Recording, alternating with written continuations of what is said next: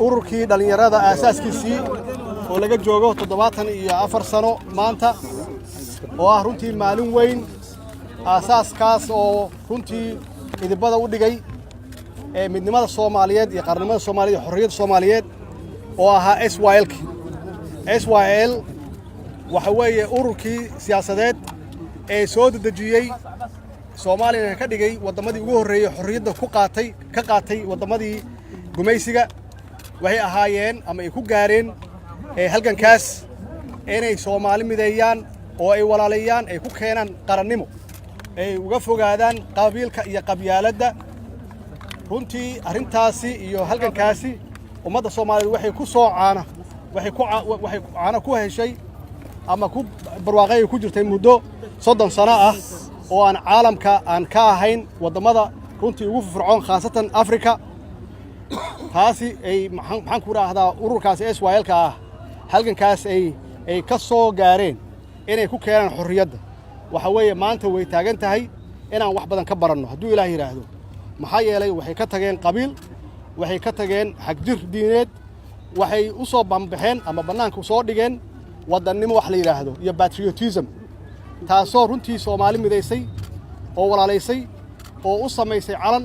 iyo qaran adduunka laga ictiraafsan yahay maanta aad iyo aad yaan ugu faraxsanahay ummadda Soomaaliyeedna waa u hambalyeynaya waxaan leeyahay hambalyo maxaan ku raahdaa ururkii SYL hawshii ay qabteen Allah naxariistii jannadii siiyo 13 dhalinyaro hawshii ay soo qabteen annagana insha Allah waa ku dayareynaa hadduu Ilaahay yiraahdo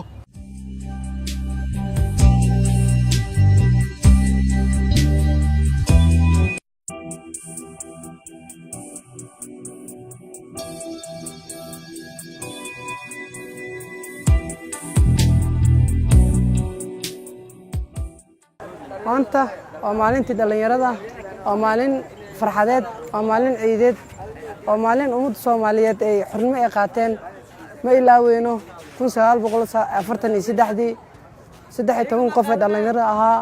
ee nolosha maanta ku jirno farxadda aan heysano qoraxdan aad taaganay oo waxyadan meeshii ayaga ay wax ka bilaabeen aad taaganay caasimadda dalka ee Jamhuuriyadda Federaalka Soomaaliya aad baan ugu faraxsanahay madaxweynaha وبحي أودجي ومدحوينهن وسودوينا أنا أقيرسنا مانتي ومالتي اليرد مدحوينهن ونقرب الساقين وهذا نو ماضي وهذا أبحي نودجي ومالي فرحت كريها